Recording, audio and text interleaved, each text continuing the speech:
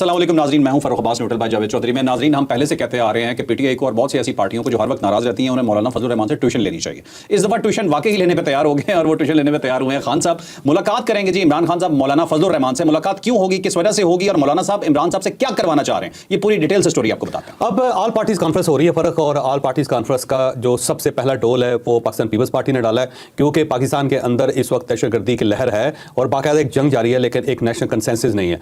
और जब भी इस टाइप की सूरत होती है तो उसमें पूरी कौम को लड़ना पड़ता है, एक फौज नहीं लड़ सकती। जब फौज के पीछे कौम नहीं होगी तो कैसे लड़ाई हो सकती है, कैसे इन दहशतगर्दों को खत्म किया जा सकता है। अफगानिस्तान से एक अच्छी खबर आई है कि वहाँ पे वो मामला सेटल करने के लिए तैयार हो गए पाकिस्तान के साथ, और जो मोहम्मद सादिक साहब वहाँ पे गए थे, अब तालिबान के साथ उनकी मुलाकात होगी, तालिबान गवर्नमेंट के साथ, और अब ये मुलाकातें जो हैं वो बढ़ेंगी। अब इसहाक डार साहब वहाँ जा रहे हैं और वहाँ उनके जो कॉमर्स मिनिस्टर हैं वो पाकिस्तान आ रहे हैं, तो तजारती तल्लुकात हो गए। साथ साथ जो मेरी अंदरूनी खबर है, जो अंदर की खबर है, वो ये है कि जो तालिबान है वो TTP को कंट्रोल करने के लिए रजामंद हो गए हैं, और अब वो इसके लिए अंदिया दे रहे हैं कि हम इनको सरहदों से निकाल के मिड में अफगानिस्तान के दरमियान में कहीं आबाद कर देते हैं, या फिर इनको उज़्बेकिस्तान के बॉर्डर की तरफ शिफ्ट कर देते हैं ताकि यहाँ से ये पाकिस्तान के अंदर अटैक ना कर सकें।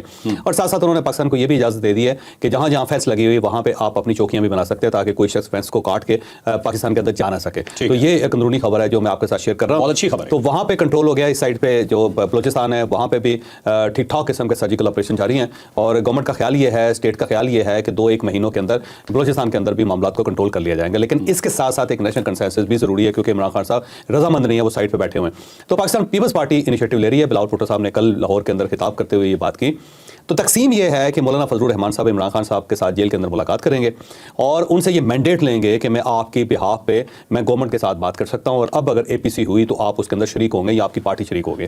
तो इमरान खान साहब की 2-3 रिजर्वेशंस हैं जो मेरा ख्याल है वो मौलाना फजलुर रहमान साहब तस्लीम करवा लेंगे गवर्नमेंट से। पहला तो ये कि बुशा बीबी जो है उनको घर भेजा जाए, उनको रिहा करवाया जाए। तो मुझे लगता है कि उनकी जमानत हो सकती है और हो सकता है वो बुशा बीबी घर चली जाए। तो एक इमरान खान साहब की डिमांड ये होगी। दूसरी डिमांड उनकी ये होगी कि ये जो मेरी मुलाकातें हैं उसके ऊपर पाबंदियाँ खत्म की जाए, मुझसे मेरी पार्टी यहाँ पे आके मुलाकात करती रहे। और तीसरी उनकी ये डिमांड होगी कि मजीद उनके ऊपर मुकदमात ना बने, और ये जो उनके केसेस चल रहे हैं इस वक्त अदालतों में, गवर्नमेंट उसके ऊपर इन्फ्लुएंस होने की या असरअंदाज होने की कोशिश ना करे, और मैं अपने मुकदमा जो खुद हैंडल कर लूँगा।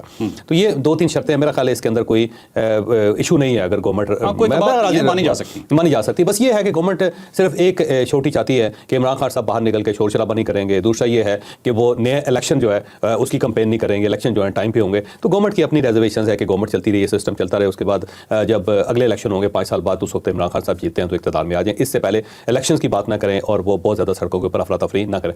मुझे लगता है कि मौलाना फजलुर रहमान साहब इमरान खान साहब को इसके लिए रजामंद कर लेंगे।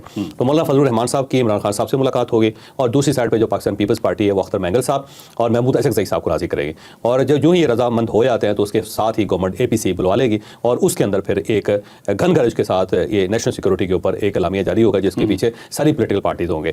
और इसका जो आगाज़ है वो कल हाई कोर्ट के फैसले से हो गया, क्योंकि गवर्नमेंट ने वहाँ पर रजिस्ट नहीं किया, जिसकी वजह से इमरान खान साहब की जो मुलाकातें उनके ऊपर पाबंदी खत्म हो गई। तो मुलाकातें साथ साथ सलमान अकरम राजा साहब जो है वो सारा कंट्रोल उनके हाथ में आ गया कि अब किस शख्स ने जाके इमरान खान साहब से मुलाकात करनी है, किसकी मुलाकात नहीं होगी।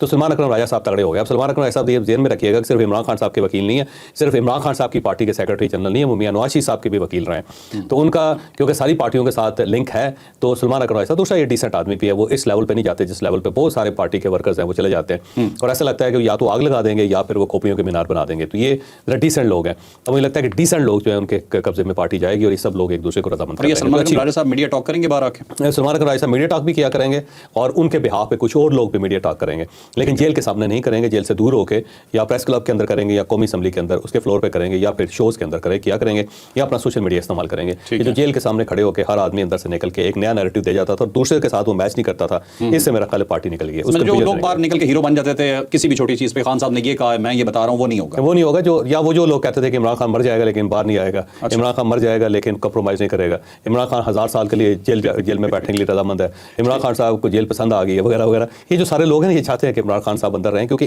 इनकी पॉलिसी इस वजह से है कि इमरान खान साहब अंदर है। ये रोज़ वहाँ पे चले जाते हैं अंदर, और वहाँ पे इमरान खान साहब के साथ गुफ्तगू करके बाहर निकल के अजीबोगरीब सी बातें शुरू कर देते हैं।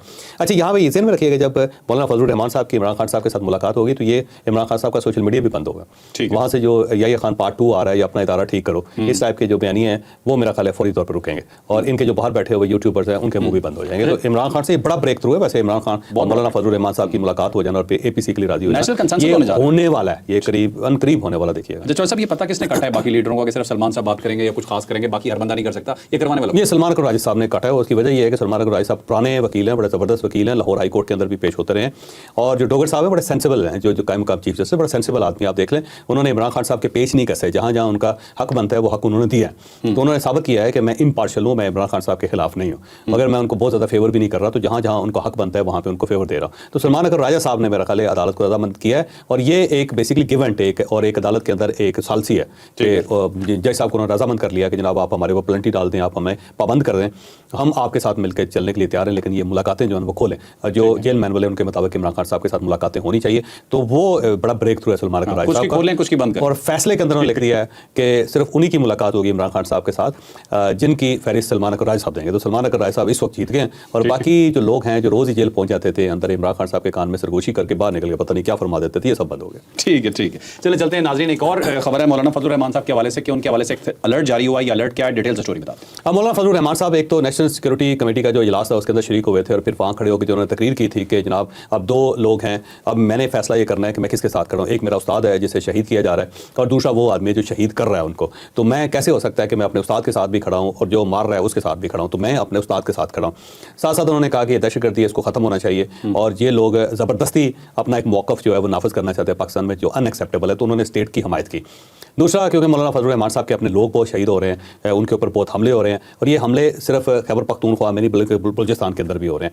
تو اب مولانا فضل الرحمان صاحب کے لیے تھریٹ الرٹ یہ جاری ہوئی ہے کہ جب یہ عید کے اوپر جائیں گے اپنے علاقے میں ڈیرہ اسماعیل خان میں, تو وہاں ظاہر عید بھی پڑھیں گے, پھر یہ ورکرز کے ساتھ ملاقات کرتے ہوتے ہیں, ہر بار یہ ورکرز کے ساتھ ملاقات کرتے ہیں, اور ان کے ورکرز پورے پاکستان سے وہاں آتے ہیں اور ان کے ہاتھ چومتے ہیں, کیونکہ اس کی وجہ یہ کہ بڑے پرانے لوگ ہیں اور ان کے جو بزرگ ہیں اس وقت سے ان کے ساتھ عقیدت کا رشتہ ہے بہت سارے لوگوں کا. پارٹی تو بعد میں بنی ہے لیکن اس سے پہلے عقیدت کا ان کے ساتھ ایک تعلق ہے لوگوں کا. تو اس تعلق کی بنیاد پہ جب بھی عید ہوتی ہے یا کوئی تہوار ہوتا ہے لوگ وہاں پہ اکٹھے ہو جاتے ہیں ہزاروں کی تعداد میں, اور یہ ایک پرانی روایت ہے. لیکن اس بار پتہ یہ چلا ہے کہ ان کے جو ورکرز ہیں ان کی آڑ میں کوئی آدمی آ کے ان کے اوپر حملہ کر سکتا ہے, خود کچھ حملہ ہو سکتا ہے. تو اس لیے مولانا فضل الرحمان صاحب کو بتا دیا گیا ہے کہ آپ اپنی سیکورٹی ٹائٹ کر دیں, لوگوں کے ساتھ ملنا بند کریں, اور اگر آپ لوگوں سے ملیں گے تو آپ کو خطرہ ہو سکتا ہے, نقصان ہو سکتا ہے. پھر کل ان کے جو ترجمان اسلم غوری صاحب انہوں نے ایک پریس ریلیز بھی جاری کر دی ہے, اور اس کے اندر انہوں نے تمام اپنے ورکر سے کہا ہے کہ اس عید پہ مولانا فضل الرحمان صاحب کے ساتھ ملاقات نہیں ہو سکتی, لہٰذا ڈیرہ اسماعیل خان آنے کی کوئی ضرورت نہیں ہے. تو مولانا فضل الرحمان صاحب ایک تو عید کی نماز جو ہے وہ گھر پہ پڑھیں گے, وہ مسجد میں نہیں جا رہے. دوسرا یہ ہے کہ وہ عید نہیں ملے گے کسی بندے سے بھی, جو صرف فیملی کے حد تک محدود ہوں گے, جو اپنی پارٹی کے لوگوں سے جن کو اچھی طرح جانتے ہیں. کسی اجنبی آدمی کے ساتھ وہ ملاقات نہیں کریں گے. تیسرا یہ ہے کہ وہ زیادہ عرصہ ڈیرہ اسماعیل خان میں نہیں رہیں گے, وہاں سے فوری طور پر نکل کے اسلام آباد آئیں گے.